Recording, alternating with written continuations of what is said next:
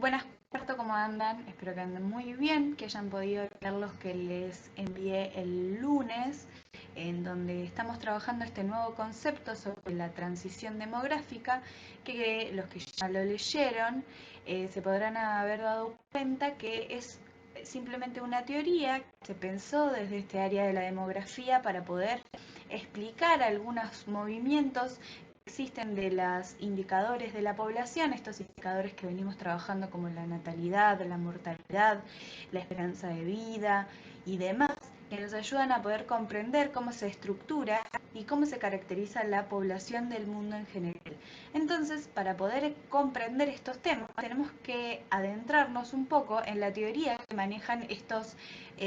investigadores de demografía que se encargan de este análisis de la población. Por lo que para la clase de hoy les traje una breve explicación sobre qué es esto de la teoría de la transición demográfica, cómo la podemos interpretar, cómo se utiliza y para qué, lo más importante, para qué es que necesitamos comprender estos conceptos.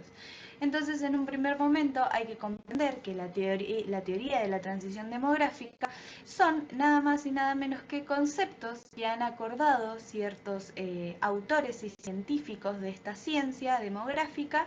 para poder establecer un parámetro que se repite a lo largo y ancho del mundo en los diferentes países con sus poblaciones. Entonces, en un primer momento, los invito a mirar la pantalla compartida. Les armé un PowerPoint para ponerles algunos conceptos importantes y que sea un poco más fácil de comprender todos estos procesos que ha llevado a que se plantee una teoría para poder explicar lo que sucede con los movimientos de población, es decir, con las características de las poblaciones que están en el mundo en general. Entonces, para entender esta teoría, primero hay que entender que, como nosotros estuvimos viendo desde que arrancamos el tema de población, es que la población en el mundo ha variado de una manera desigual. Nosotros en el video, si no lo vieron, los invito a ver un video que he subido en el Classroom, donde pudimos observar cómo se ha ido evolucionando los niveles de población en el mundo y pudimos observar que en el sector de Oriente ha sido predominante el aumento de la población en las zonas costeras y demás, que eso después lo vamos a ir analizando cuando tomemos un curso de estudio, pero por ahora estamos analizando la teoría que acompaña a estos estudios demográficos. Entonces, en un primer momento hay que entender que este crecimiento de la población ha sido desigual y ha ido aumentando a medida que han pasado los años. Es decir, tenemos que desde el siglo XIX era un crecimiento lento e irregular a lo largo del mundo, pero en los siguientes 100 años, o sea, en el siglo XX, 1900, hubo una verdadera explosión demográfica, es decir, que hubo un crecimiento paulatino de la población en todo el mundo, que seguramente se sitúan en lugares especiales, pero en el mundo en general hubo un gran aumento de la población. En este caso se plantea que hubo 1.600 millones de habitantes para el siglo XX, comienzo del siglo XX, y para el siglo XXI, ya metidos en nuestro siglo, se estima que la población ya supera los 6.500 millones de habitantes. Entonces, para entender que esta cifra actual que tenemos de población, hay que entender que no fue resultado de una evolución progresiva, de un aumento progresivo de la población, sino que fue consecuencia de grandes cambios que acontecieron al mundo, que fue posibilitar el aumento de la población y el crecimiento del nivel de la población mundial. Entonces, nosotros, entendiendo que la población crece irregular y ha crecido en los últimos 2 siglos de manera muy acelerada, nosotros tenemos que plantearnos qué tiene que ver esta teoría de transición demográfica con esta situación que se vive en la población a nivel general. Entonces, para entender esto, tenemos que tener en cuenta que el régimen demográfico se define como el comportamiento de una población a partir de la evolución de sus tasas de natalidad, mortalidad y crecimiento natural o vegetativo. Es decir, la diferencia entre nacidos y fallecidos que tiene una población de un lugar en particular y en un tiempo particular establecido. Esto ya lo vimos en una clase donde estuvimos analizando un poco y viendo algunas características generales sobre qué es lo que establecía la natalidad, la mortalidad, la esperanza de vida y demás. Si no recuerdan bien estos conceptos, les invito a que vayan y vuelvan a ver ese video para poder entender bien de qué va esta teoría y cuáles son las características primordiales que se establecen en esta temática. Entonces, nosotros vamos a analizar que la población crece o decrece a partir de esta diferencia que existe entre las tasas de natalidad, mortalidad, esperanza de vida y demás, que van a generar una característica particular en cada población de cada país de nuestro planeta. Entonces, nosotros tenemos que tener en cuenta esto porque la teoría va a venir de la mano de acá. Esta teoría plantea, básicamente en sus inicios, ha sido la descripción de estos cambios demográficos que ha habido en ciertos sectores a lo largo del tiempo y describe la transición de una situación de un país que tiene una población con altos niveles de mortalidad y altos niveles de natalidad. Es decir, partimos de la base de un país que tiene muchas muertes y tiene muchos nacimientos, para pasar a una etapa en donde ese mismo país ha logrado pasar toda la transición demográfica y ha logrado establecer sus niveles de natalidad y sus niveles de mortalidad lo más bajo posible. Es decir, un sector en un tiempo determinado pasó de tener unas tasas de mortalidad y natalidad altas a tener una tasa de mortalidad y natalidad bajas. Es decir, esta teoría de transición demográfica va a tener en cuenta este régimen demográfico que estamos hablando anteriormente, que varía las tasas de natalidad y mortalidad. Acá lo que tenemos que tener en cuenta que esta es una teoría que es refutada por otros autores y que es apoyada por sus colegas o de otras ciencias. Entonces tenemos que entender que como teoría se plantean ciertos conceptos que pueden ser totalmente refutados. Ahí, si ustedes quieren refutar la teoría, están totalmente invitados a poder generar su propia teoría que haga que esta teoría se vea como incorrecta. Eso es básicamente lo que se genera en las ciencias sociales, la posibilidad de refutar o aceptar las teorías que existen con respecto a las sociedades y a la población. Entonces hay que establecer que el primer investigador, el primer científico de la demografía que comienza a percibir estos cambios y a percibir que la natalidad y la mortalidad van bajando en ciertas regiones es Thomson. Thomson fue uno de los primeros en desarrollar esta idea y con datos tomados de diversos países los agrupó en tres grandes grupos que van a ser agrupados según la pauta de crecimiento de su población. Acá, como pueden ver, les adjunté un grafiquito en donde no se puede ver muy bien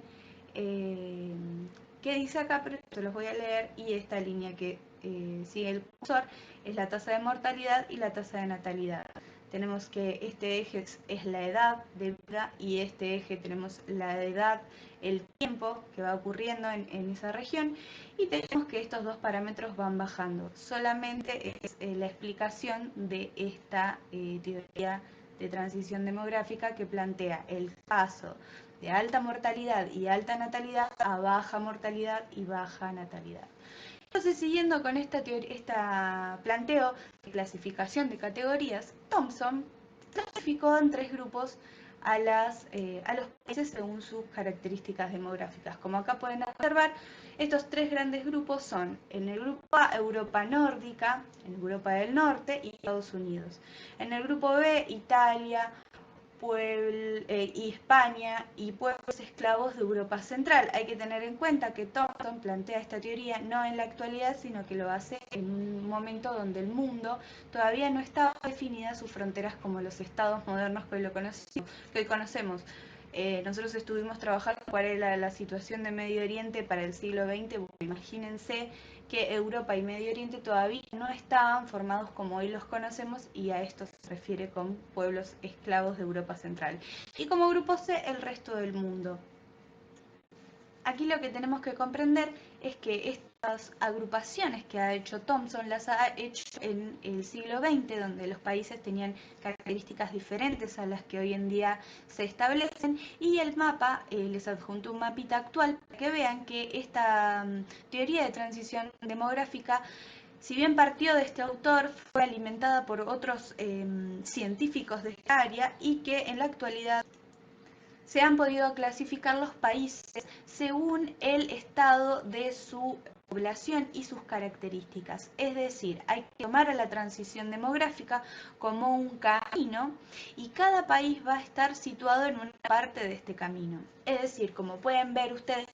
en el mapita tienen 3 colores y cada color va a referir a una etapa o a una fase de esta transición demográfica. Como pueden observar, la primera fase, o sea, la primera fase donde los niveles de natalidad y los niveles de mortalidad van a ser más elevados que a comparación de los demás países, van a ser los países que están pintados en rojo, como los países africanos, los que están en Medio Oriente, y vamos a tener que los países en la segunda fase, que va a estar referida a que va a tener niveles de mortalidad y niveles de natalidad muchísimo menores que los de la primera fase, que están pintados en rojo, pero que de igual manera no han logrado terminar este camino, no han logrado transitar este camino de la transición demográfica, están pintados en azul, como pueden observar los países de América Latina, África del Norte, India, China, países de Asia, en los cuales van a mantener y van a entrar en esta categoría por tener estas tasas de natalidad y de mortalidad en transición. Y por último tenemos los países que han finalizado, que han recorrido todo este camino de transición demográfica y que hoy en día se encuentran dentro de esta categoría, como es Europa, todos los países europeos, como acá lo pueden observar, que están todos pintados de gris. Tenemos Estados Unidos, Canadá, Europa del Norte, tenemos Rusia, Australia, Nueva Zelanda, que van a ser estos países que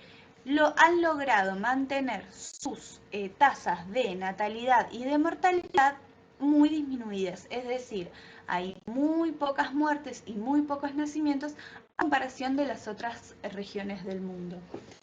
Para poder entender esta transición demográfica hay que tener en cuenta que se toma toda la historia de las poblaciones, o sea, es decir, desde que la sociedad se estableció en el mundo y se empezaron a gestar las primeras regiones de asentamientos humanos, se comienza a establecer cuál es la evolución de estas poblaciones. Entonces, esto que yo decía anteriormente de que cada país va a estar situado en un sector del camino,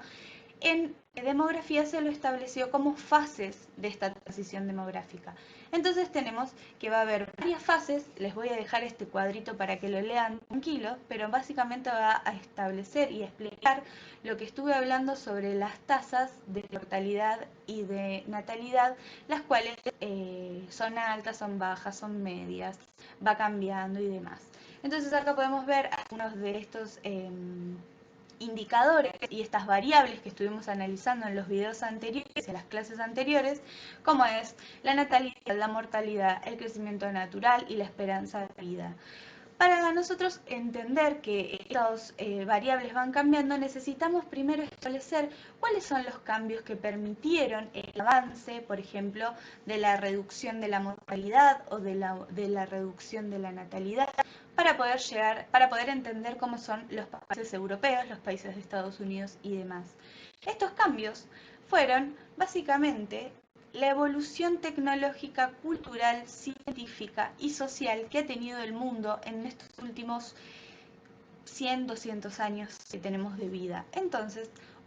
yo les voy a poner algunos para que puedan ustedes entender cuáles son estos cambios que permitieron los aumentos de las reducciones de la mortalidad, las reducciones de la natalidad en los diferentes países del mundo. Uno de estos parámetros que han cambiado son los avances tecnológicos, que creo que es crucial para poder comprender estos cambios y modificaciones que ha habido en la estructura de la vida en la sociedad,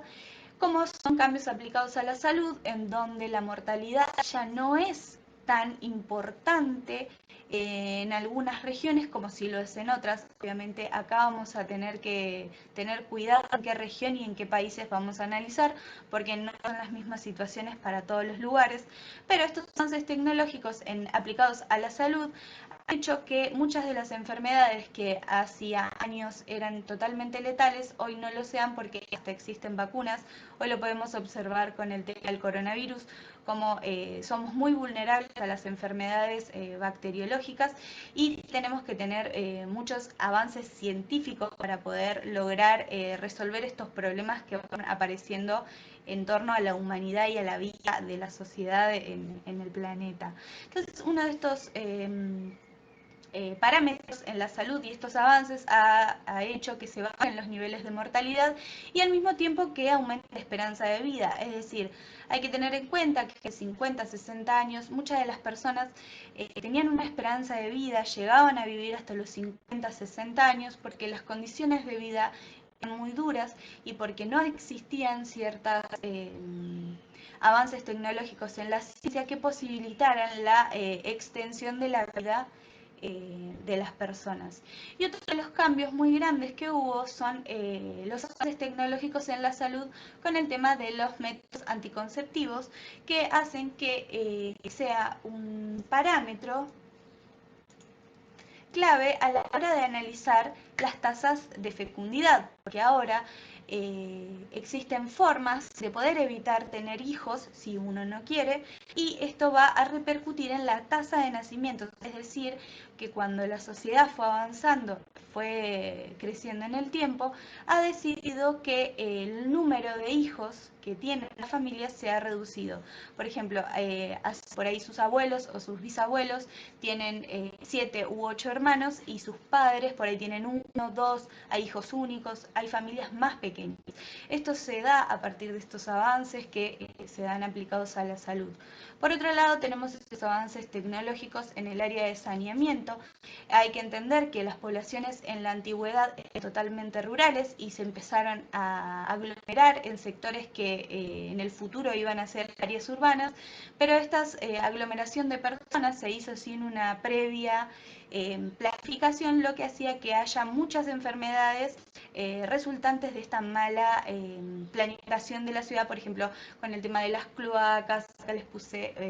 una imagen del saneamiento de las cloacas, con el tema del agua potable. Entonces, estos avances en estas áreas ha habido muchas